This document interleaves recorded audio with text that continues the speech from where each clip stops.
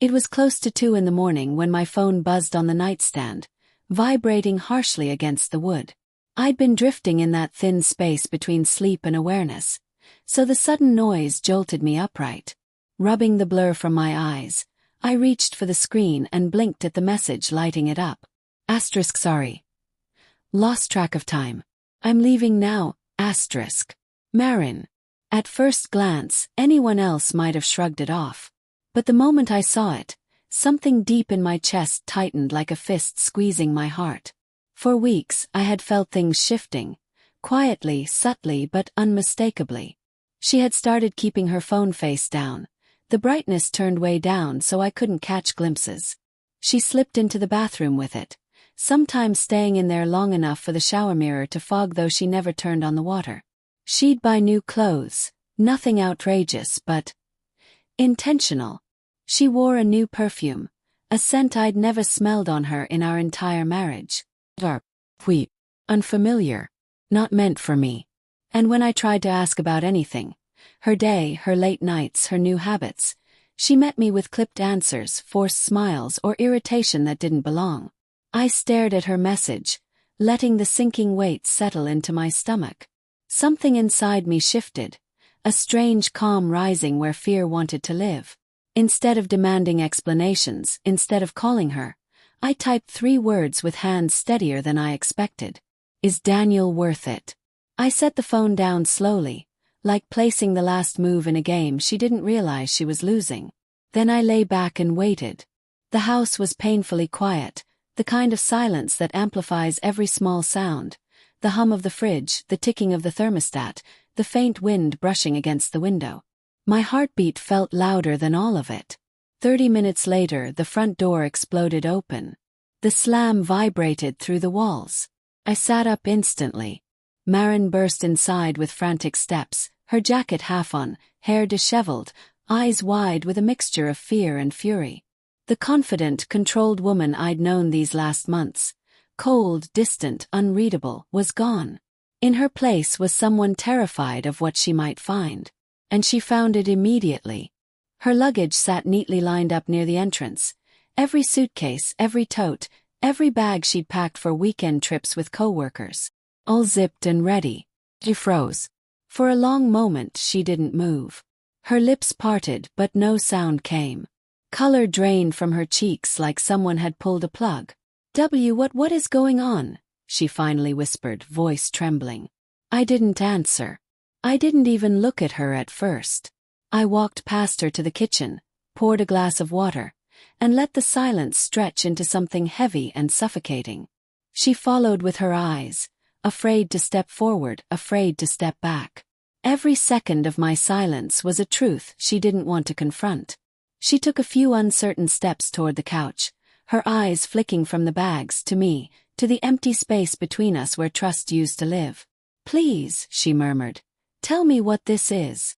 I set the glass down, turned to face her, and finally spoke. My voice low, steady, unshakable. I'm done pretending you're someone I can trust. Her knees bent weakly, like the words hit her physically. She sank into the couch, clutching her hands together, her breath breaking in shallow bursts. It's not what it looks like, she said quickly, desperation leaking into every syllable. You're misunderstanding. Stop, I said quietly, and the word cut her off like a blade. No more lies. I placed my phone on the coffee table in front of her and unlocked the screen. Dozens of screenshots filled the gallery. Messages, calls, photos, plans. Every late-night text to Daniel. Every flirtatious exchange. Every attempt to hide where she'd been and who she'd been with. Her eyes scanned them, widening further with each swipe. Her breathing hitched. Her hands trembled. I didn't mean for it to be like that, she whispered, tears gathering but not yet falling. It wasn't supposed to go that far. I was confused. Marin, I interrupted, stepping closer but keeping enough distance that she couldn't close it. You made choices. Repeatedly. Deliberately. And tonight you face what comes with them. She swallowed hard.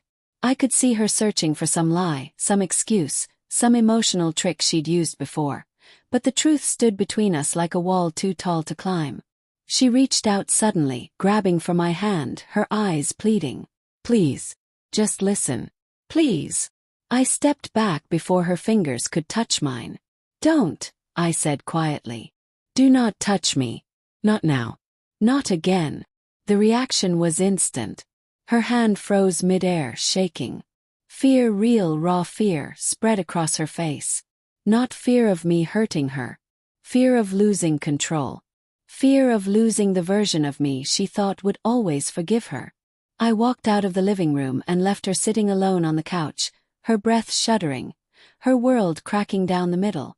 She had spent months pulling away, thinking I would follow, thinking I would chase. Instead, I walked away. Her phone buzzed. Then again. Then non-stop. Messages she was desperately sending me even though I was just down the hall.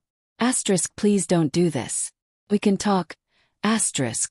You're overreacting. Asterisk, I'm sorry. Please come here. Asterisk.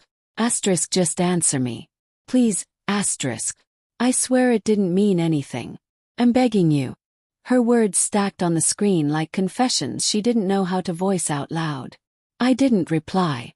Not once. Her sobs grew louder until they were the only sound in the house. I didn't move. I didn't comfort her. Comfort was for someone who made mistakes, not someone who built a secret life behind my back.